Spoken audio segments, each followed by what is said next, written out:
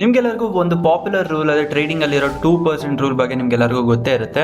ಹಾಗೂ ಸಾಕಷ್ಟು ಟ್ರೇಡರ್ಸ್ಗಳು ಈ 2% ರೂಲ್ನ ಅವರ ಟ್ರೇಡಿಂಗ್ಗೆ ಅಪ್ಲೈ ಮಾಡ್ತಾನೆ ಇರ್ತಾರೆ. ಸೊ ಈ 2% ರೂಲ್ ಏನಿದೆ ನಿಮ್ಮ ಕ್ಯಾಪಿಟಲ್ನ ಸೇವ್ ಮಾಡೋದಕ್ಕೆ ಹಾಗೂ ನಿಮ್ಮ ಡಿಸಿಪ್ಲಿನ್ ನ ಇನ್ಕ್ರೀಸ್ ಮಾಡೋದಕ್ಕೆ, ನಿಮ್ಮ ಟ್ರೇಡಿಂಗ್ ನ ಬೇರೆ ಲೆವೆಲ್ಗೆ ತಗೋದಕ್ಕೆ ಅಥವಾ ನಿಮ್ಮ ಟ್ರೇಡಿಂಗ್ ನ ಲೆವೆಲ್ ಮಾಡೋದಕ್ಕೆ ಈ 2% ರೂಲ್ ಏನಿದೆ ಸಾಕಷ್ಟು ಸಹಾಯ ಮಾಡುತ್ತೆ. 2% ರೂಲ್ ಏನ್ ಹೇಳುತ್ತೆ ಸಿಂಪಲ್ ಆಗಿ ಅರ್ಥ ಮಾಡ್ಕೊಳ್ಳೋಣ. ಸೊ ನಿಮ್ಮ ಕ್ಯಾಪಿಟಲ್ ಏನಿದೆ, ನಿಮ್ಮ ಕ್ಯಾಪಿಟಲ್ ಅಲ್ಲಿ ನೀವು ಒಂದು ಟ್ರೇಡ್ಗೆ 2% ಗಿಂತ ಜಾಸ್ತಿ ರಿಸ್ಕ್ ಮಾಡಬೇಡಿ ಅಂತ ಹೇಳೋದು ನಿಮ್ಮ 2% ರೂಲ್. ಸೊ ಇದರಿಂದ ಏನಾಗುತ್ತೆ, ಅಕಸ್ಮಾತ್ ಟ್ರೇಡ್ ಏನಾದರೂ ನಿಮ್ಮ ಅಗೇನ್ಸ್ಟ್ ಆಗಿ ಹೋದ್ರೂ ಸಹ ನಿಮ್ಮ ಕ್ಯಾಪಿಟಲ್ ಏನಿದೆ ಅದರಲ್ಲಿ ಒಂದು ಚಿಕ್ಕ ಪೋರ್ಷನ್ ಅಂದ್ರೆ ಬರೀ 2% ನಿಮ್ಮ ನಷ್ಟ ಇರುತ್ತೆ ಅಷ್ಟೇ. ಸೊ ಉದಾಹರಣೆಗೆ ಹೇಳೋಣ, ನಿಮ್ಮ ಹತ್ರ 10,000 ಕ್ಯಾಪಿಟಲ್ ಇದೆ. ಸೊ 10,000ದಲ್ಲಿ ನೀವು 2% ನಿಮ್ಮ ರಿಸ್ಕ್ ಮಾಡೋಕ್ಕೆ ತಗೋತೀರಾ. ಸೊ 10,000ದಲ್ಲಿ ನೀವೇನಾದರೂ 2% ಲಾಸ್ ಆದ್ರೆ ಏನಾಗುತ್ತೆ, ನೀವು ಬರೀ 200 ರೂಪಾಯಿ ಕಳ್ಕೊತೀರಾ. ಇಷ್ಟೇ ಸುಲಭವಾಗಿರೋದು ನಿಮ್ಮ 2% ರೂಲ್. ಏನೇ ಹೇಳ್ತಿದೆ ಅಂದ್ರೆ ನಿಮ್ಮ ಕ್ಯಾಪಿಟಲ್ ಅಲ್ಲಿ ನಿಮ್ಮ 2% ಗಿಂತ ಜಾಸ್ತಿ ರಿಸ್ಕ್ ಮಾಡಕ್ಕೆ ಹೋಗಬೇಡಿ ಒಂದು ಟ್ರೇಡಲ್ಲಿ ಅಂತ. ಆದರೆ ಸಾಕಷ್ಟು ಜನಕ್ಕೆ ಒಂದು ಕಾಮನ್ ಡೌಟ್ ಏನಿರುತ್ತೆ ಅಂದ್ರೆ ಈ 2% ರೂಲ್ ಏನಿದೆ ಅದನ್ನ ನಾವು ಆಪ್ಷನ್ ಟ್ರೇಡಿಂಗ್ಗೆ ಅಪ್ಲೈ ಮಾಡ್ಬೋದಾ ಅಂತ ಇರುತ್ತೆ. ಸೊ ಆಪ್ಷನ್ಸ್ ಏನಿದೆ ಅದು ಸಾಕಷ್ಟು ವಾಲೆಟೈಲ್ ಆಗಿರೋ ಇನ್ಸ್ಟ್ರೂಮೆಂಟ್.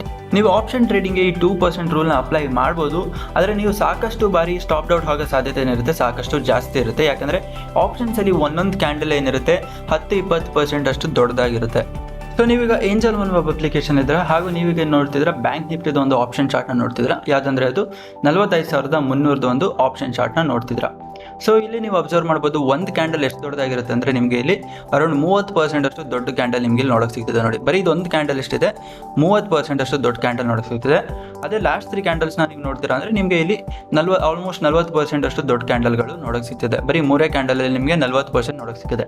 ಅದೇ ನೀವು ಕೆಳಗಡೆಯಿಂದ ನೋಡ್ತೀರಾ ಅಂದರೆ ಒಂದು 5-6 ಕ್ಯಾಂಡಲ್ ನೋಡ್ತೀರಾ ಅಂದರೆ ನಿಮಗೆ ಅರೌಂಡ್ 113-116% ಅಷ್ಟು ನಿಮಗೆ ಒಂದು ರ್ಯಾಲಿ ನೋಡೋಕೆ ಸಿಕ್ಕಿದೆ. 116% ಅಷ್ಟೇನಿದೆ ನಿಮಗೆ ವಾಲಟಿಲಿಟಿ ನೋಡೋಕೆ ಸಿಗ್ತಿದೆ. ಸೊ 116%, 30%, 40% ಅಷ್ಟು ಫಾರ್ಮ್ ಆಗೋ ಸಂದರ್ಭದಲ್ಲಿ ನೀವು ನಿಮ್ಮ 2% ರೂಲ್ನ ನೀವು ಫಾಲೋ ಮಾಡ್ಬೋದು ಅಂತ ನಿಮಗೆ ಡೌಟ್ ಇರುತ್ತೆ. ಸೊ ಉದಾಹರಣೆಗೆ ಇಲ್ಲೇ ತೊಗೊಳ್ಳೋಣ. ಸೊ ಇಲ್ಲಿ ನಿಮ್ಗೆ ಏನಿದೆ, ನೀವು ಇಲ್ಲಿ ಎಂಟ್ರಿ ಆಗಬೇಕು ಅಂತ ತಗೋತೀರಾ. ನಿಮ್ಮ ಸ್ಟಾಪ್ ಲಾಸ್ ಏನಿರುತ್ತೆ ಇದ್ರ ಕೆಳಗಡೆ ಇರುತ್ತೆ, ಹಾಗೂ ನಿಮ್ಮ ಪೊಟೆನ್ಷಿಯಲ್ ಟಾರ್ಗೆಟ್ ಏನಿರುತ್ತೆ ಈ EMI ಇಂಡಿಕೇಟರ್ ಆಗಿರುತ್ತೆ. ಸೊ ಇದು ನಿಮ್ಮ ಸ್ಟಾಪ್ ಲಾಸ್ ಹಾಗೂ ಇದು ನಿಮ್ಮ ಟಾರ್ಗೆಟ್ ಆಗಿರುತ್ತೆ. ಸೊ ಇಲ್ಲಿ ನೀವು ಅಬ್ಸರ್ವ್ ಮಾಡ್ಬೋದು, ಇಲ್ಲಿ ನಿಮ್ಗೆ ಎಷ್ಟು ಕಾಣಿಸ್ತಿದೆ ನೋಡಿ, 15% ಅಂತ ಬರ್ತಿದೆ. ಇಲ್ಲಿ ಬರ್ತಿರೋದು ನೋಡಿದ್ರೆ 30% ಅಂತ ಬರ್ತಿದೆ. ಸೊ ನೀವು ಇದ್ರ ಪ್ರಕಾರ ಏನಿದೆ 15% ಅಥವಾ 30% ಇಲ್ಲಿ ಕಾಣಿಸ್ತಿದೆ. ರಿಸ್ಕ್ ಟು ರಿವಾರ್ಡ್ ರೇಷಿಯೋ ಪ್ರಕಾರ 15-20% ಏನು ಕಾಣಿಸ್ತಿದೆ ಅದ್ರ ಮೇಲೆ ನೋಡಕ್ ಹೋಗಬೇಡಿ. ಆಪ್ಷನ್ಸ್ ಅಂತ ಬಂದಾಗ ಯಾವ್ದ್ರ ಮೇಲೆ ಫೋಕಸ್ ಮಾಡಿ ಅಂದ್ರೆ ಇಲ್ಲಿ ಪಾಯಿಂಟ್ಸ್ ಮೇಲೆ ನೋಡಿ. ಸೊ ಇಲ್ಲಿ ನೀವು 47 ಪಾಯಿಂಟ್ ಸ್ಟಾಪ್ ಲಾಸ್ ಕೊಡ್ತಿದ್ದೀರಾ ಹಾಗೂ ನೀವು ಟಾರ್ಗೆಟ್ ಏನ್ ಮಾಡ್ತಿದ್ದೀರಾ ಅಂದ್ರೆ 93 ಪಾಯಿಂಟ್ಸ್ ಟಾರ್ಗೆಟ್ ಏನ್ ಮಾಡ್ತಿದ್ದೀರಾ. ಸೊ ಯೂಶಲಿ ನಾನು ಸ್ಟಾಪ್ ಲಾಸ್ ನನಗೆ ಎಷ್ಟು ಕೊಡ್ತೀನಿ ಅಂದ್ರೆ ನಾನು ಆಪ್ಷನ್ಸ್ ಅಂತ ಬಂದಾಗ 20 ಪಾಯಿಂಟ್ಸ್, 40 ಪಾಯಿಂಟ್ಸ್ ಅಥವಾ 60 ಪಾಯಿಂಟ್ಸ್ ಅಂತ ನೋಡ್ತೀನಿ. ಹಾಗೂ ತುಂಬಾ ರೇರ್ ಕೇಸಲ್ಲಿ ನಾನು ದೊಡ್ಡ ಸ್ಟಾಪ್ ಲಾಸ್ ಯಾವಾಗ ಕೊಡ್ತೀನಿ ಅಂದ್ರೆ 80 ಪಾಯಿಂಟ್ ಅಷ್ಟು ಸ್ಟಾಪ್ ಲಾಸ್ ಕೊಡೋಕೆ ನಾನು ರೆಡಿ ಇರ್ತೇನೆ.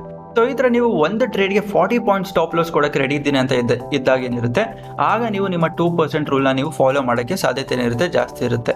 ಉದಾಹರಣೆಗೆ ನಿಮ್ಮ ಕ್ಯಾಪಿಟಲ್ ಏನಿದೆ 40,000 ಅಂತ ತಗೊಳ್ಳಿ. ಸೊ 40,000ದಲ್ಲಿ ಏನಿದೆ ನೀವು ಒಂದು ಟ್ರೇಡಲ್ಲಿ 50 ಪಾಯಿಂಟ್ ಸ್ಟಾಪ್ ಲಾಸ್ ಕೊಡಬೇಕು ಅಂತ ಡಿಸೈಡ್ ಮಾಡ್ತೀರಾ.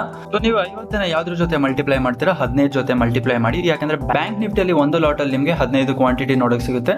ಸೊ 500 ನೀವು 15 ಜೊತೆ ಮಲ್ಟಿಪ್ಲೈ ಮಾಡಿದಾಗ ನಿಮಗೆ ಬರ್ತಿರೋ ವ್ಯಾಲ್ಯೂ ಎಷ್ಟು ಅಂದರೆ 750. ಸೊ ನೀವು ಒಂದು ಆಪ್ಷನ್ ಟ್ರೇಡಲ್ಲಿ 750 ರುಪೀಸ್ನ ರಿಸ್ಕ್ ಮಾಡೋಕೆ ರೆಡಿ ಇದ್ದೀರಾ.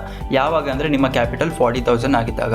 ಸೊ ಇದೇನಾಗಿದೆ 750 ಏನಿದೆ ನಿಮ್ಮ 2% ರೂಲ್ ಒಳಗಡೆ ಬರುತ್ತೆ. ಸೊ ಇದರ ನೀವು ಆಪ್ಷನ್ಸ್ ಅಲ್ಲಿ ಪಾಯಿಂಟ್ಸ್ ಮೇಲೆ ಫೋಕಸ್ ಮಾಡಿ ಹಾಗೂ ನಿಮ್ಮ ಪೊಸಿಷನ್ ಸೈಜಿಂಗ್ ಮೇಲೆ ಫೋಕಸ್ ಮಾಡಿದ್ರೆ ಏನಾಗುತ್ತೆ, ನೀವು ನಿಮ್ಮ 2% ರೂಲ್ನ ಸುಲಭವಾಗಿ ಫಾಲೋ ಮಾಡ್ಬೋದು. ಆದರೆ ಈ 2% ರೂಲ್ನ ಫಾಲೋ ಮಾಡೋದ್ರಿಂದ ಏನು ಮಾಡ್ತಾರೆ, ಸಾಕಷ್ಟು ಬಾರಿ ತುಂಬ ಟೈಟ್ ಸ್ಟಾಪ್ ಲಾಸ್ನ ಇಟ್ಬಿಡ್ತೀರಾ. ಸೊ ಆ ಥರ ಸಂದರ್ಭದಲ್ಲಿ ಏನಾಗುತ್ತೆ, ನೀವು ಸ್ಟಾಪ್ ಔಟ್ ಆಗೋ ಸಾಧ್ಯತೆ ಏನಿರುತ್ತೆ ಜಾಸ್ತಿ ಇರುತ್ತೆ. ಸೊ ಆಪ್ಷನ್ಸ್ ಅಂತ ಬಂದಾಗ ಸ್ವಲ್ಪ ಫ್ಲೆಕ್ಸಿಬಲ್ ಆಗಿರಿ. 2% ಅಂತಲೇ ಇರಬೇಡಿ, ಸ್ವಲ್ಪ 3 ಅಥವಾ 5% ಅಂತಲೂ ಸ್ವಲ್ಪ ಫ್ಲೆಕ್ಸಿಬಲ್ ಆಗಿರಿ. ಸೊ ಈ ಥರ ನೀವು ಪಾಯಿಂಟ್ಸ್ ಮೇಲೆ ಆಪ್ಷನ್ಸ್ ಅಲ್ಲಿ ಫೋಕಸ್ ಮಾಡಿದಾಗ ಈ ಥರ 50 ಪಾಯಿಂಟ್ ಸ್ಟಾಪ್ ಲಾಸ್ ಕೊಡ್ತೇನೆ ಒಂದು ಟ್ರೇಡಲ್ಲಿ ಅಥವಾ 40 ಪಾಯಿಂಟ್ ಸ್ಟಾಪ್ ಲಾಸ್ ಕೊಡ್ತೇನೆ ಒಂದು ಟ್ರೇಡಲ್ಲಿ ಅಂತ ಫೋಕಸ್ ಮಾಡಿದಾಗ ಏನಾಗುತ್ತೆ, ನೀವು ನಿಮ್ಮ 2% ರೂಲ್ನ ಸುಲಭವಾಗಿ ಫಾಲೋ ಮಾಡ್ಬೋದು.